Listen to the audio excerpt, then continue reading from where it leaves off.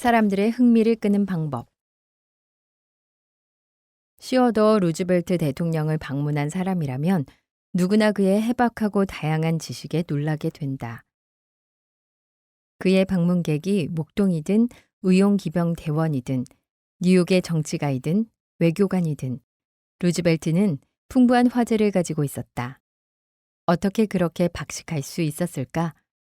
그것은 간단했다. 그는 방문객이 찾아올 때마다 그 전날 밤 늦게까지 그들이 특별히 관심을 갖고 있는 문제에 대해 독서를 했던 것이다.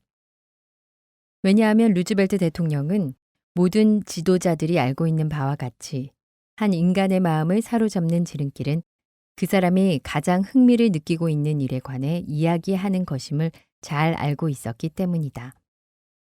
수필가이자 예일대학 문학과 교수인 윌리엄 라이언 펠프스는 이런 교훈을 인생의 초기에 배웠다. 그는 인간의 본성이라는 수필에서 이렇게 말했다. 8살 되던 해에 나는 스트래트포드에 살고 있는 리비 린즐리 숙모님 댁을 방문해 주말을 보냈다. 어느 날 저녁 한 중년 신사가 숙모님 댁을 방문하여 이야기를 나누다가 나에게 관심을 보였다. 그 당시 나는 보트에 관심이 많았는데 그 신사는 아주 흥미로운 태도로 보트에 관해 이야기하기 시작했다. 그 손님이 돌아간 뒤 나는 그 사람에 대해 굉장한 호감을 갖고 숙모님에게 말했다. 그렇게 재밌는 사람이 세상에 또 있을까? 숙모님은 그 손님이 뉴욕의 변호사라고 알려주었고 보트에 관해서는 전혀 관심도 없는 사람이라고 말해주었다. 그럼 왜 줄곧 보트에 관해서만 이야기했을까요? 라고 내가 묻자 그것은 그분이 신사이기 때문이란다. 그분은 내가 보트에 관심이 있다는 것을 알고 너에게 흥미를 불러일으키고 기쁘게 해주기 위해 그것에 관해 말한 거야. 그분은 너와 장단을 맞춰준 거지. 그리고 윌리엄 라이언 펠프스 교수는 숙모님의 그 말씀을 결코 잊을 수 없었다고 덧붙였다. 이 장을 쓰고 있는 동안 나는 보이스카우트 단원으로 활동하고 있는 에드워드 L. 찰리프에게 편지를 받았다. 어느 날 저는 도움을 청할 일이 생겼습니다. 하고 찰리프는 썼다. 대규모의 보이스카우트 챔버리가 유럽에서 열리는데 미국에서 가장 큰 기업체의 하나인 모 회사의 사장에게 우리 소년단원 한 사람이 참석할 비용을 부담해달라고 부탁하는 일이었습니다. 다행히도 그 사람을 만나러 가기 직전에 저는 그가 결제가 끝난 $100만 수표를 기념으로 액자에 넣어 보관하고 있다는 이야기를 들었습니다. 그래서 그의 사무실에 들어가자마자 제가 한 일은 그에게 그 수표를 보여달라고 부탁하는 일이었습니다. $100만 수표라니. 저는 누군가가 $100만 수표를 끊을 수 있으리라고는 지금까지 생각도 하지 못했다고 말하고 제가 실제로 $100만 수표를 보았다는 것을 우리 소년 단원들에게 이야기해 주고 싶다고 말했습니다.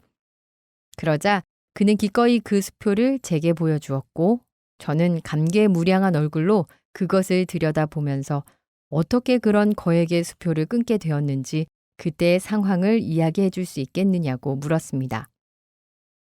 당신도 찰리프가 보이스카우트나 유럽에서 열리는 잼버리에 대해 그가 원하고 있는 것을 한마디도 하지 않고 면담을 시작한 것을 알아차렸을 것이다. 찰리프는 상대방을 흥미롭게 해줄 수 있는 화제를 먼저 끄집어냈다. 그 결과는 다음과 같다. 이야기가 끝나자 그 사장은 이렇게 말했습니다. 그런데 나를 만나자고 한 용건은 무엇입니까? 그때서야 저는 용건을 이야기했습니다. 정말 놀랍게도 하고 찰리프는 계속 말했다. 사장은 제가 부탁하는 것을 즉각 들어주었을 뿐만 아니라 더 많은 것을 베풀어 주었습니다. 저는 한 소년 단원만을 유럽으로 보내줄 경비를 부탁했는데 그 사장은 5명의 소년 단원과 제 경비를 부담했고 제게 $1,000짜리 신용장을 주며 유럽에 7주 동안 머무르라고 했습니다. 또한 사장은 자기 회사의 유럽 지점장에게 소개장을 써주어 우리 뒷바라지를 해주도록 했습니다. 그때 이후 사장은 집안이 넉넉지 못한 일부 소년 단원들에게 도움을 주었고 지금까지도 소년 단원의 활동을 도와주고 있습니다. 그러나 만일 제가 그 사장의 관심사가 무엇인지 알지 못했더라면, 또 처음부터 마음을 누그러뜨리지 않았다면 그에게 접근하는데 10배는 더 힘이 들었을 것입니다.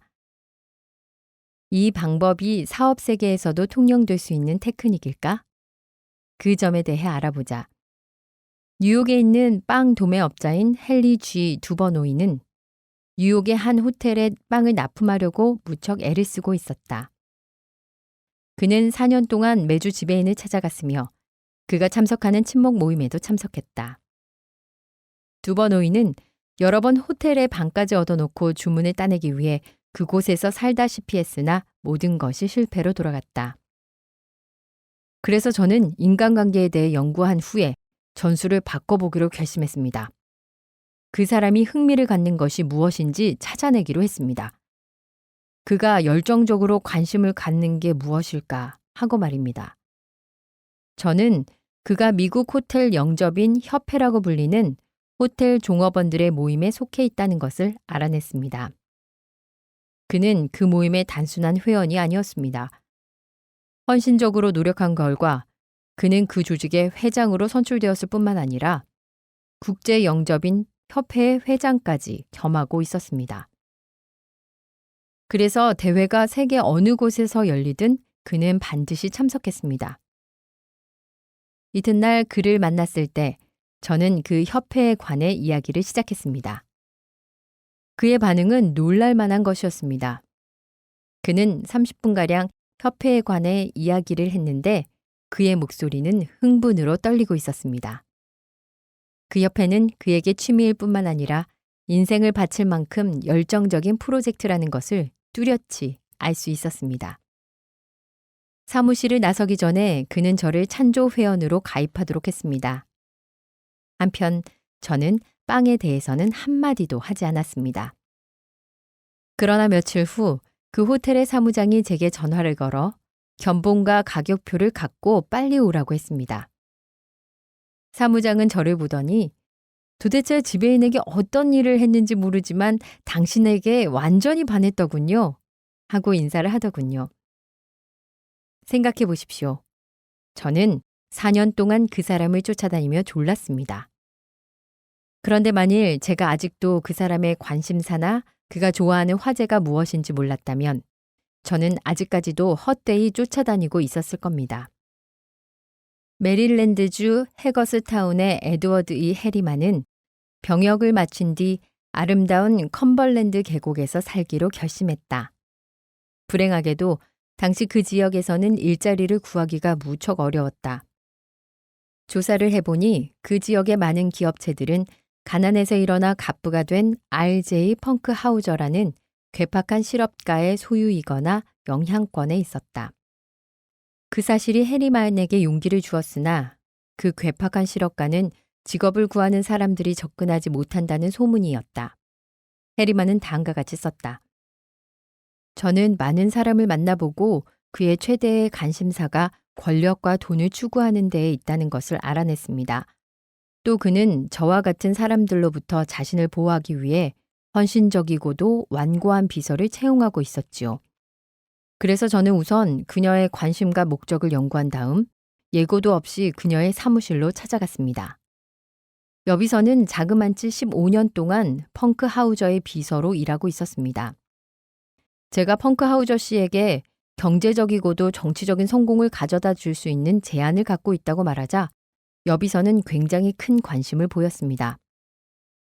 저는 또 그의 성공에 기여한 그녀의 공헌에 대해 여비서와 이야기를 나누었습니다. 이런 대화가 오고 가자 여비서는 펑크 하우저를 만나게 해주었습니다. 저는 직접적으로 그에게 취직 자리를 달라고 부탁을 하지 않겠다고 다짐하며 크고 으리으리한 사무실로 들어갔습니다. 펑크 하우저는 커다란 책상 뒤에 앉아 있었는데 저에게 큰 소리로 이렇게 말했습니다. 무슨 일로 왔나 젊은이? 그래서 저는 펑크 하우저 씨, 저는 당신을 위해 큰 돈을 벌어들일 수가 있습니다. 라고 대답했습니다. 그러자 그는 자리에서 벌떡 일어나더니 제게 커다란 의자 중 하나에 앉도록 손짓을 했습니다. 저는 몇 가지 아이디어를 열거하고 그러한 아이디어를 실천하는 데 필요한 저의 자질과 그러한 것들이 그의 개인적이고 사업적인 성공에 얼마만큼 기여할 수 있는지를 설명했습니다. 그러자 그는 그 자리에서 즉시 저를 채용했고 그 후 20년 동안 저는 그의 기업에서 중요한 위치에 이르렀고 결국 우리 두 사람 모두 번창했습니다. 다른 사람의 관심사를 화제로 삼는 것은 쌍방 모두에게 이익을 준다. 구직 정보 분야의 개척자 하워드 G. 허지그는 항상 이러한 원칙을 따르고 있다. 그것에서 어떤 이익을 얻느냐고 물었을 때 그는 다른 이들로부터 다양한 심사에 대해서 알게 될 뿐만 아니라 그의 인생을 다채롭게 해주는 데 도움이 된다고 말했다. 원칙 5. 상대방의 관심사에 대해 이야기하라.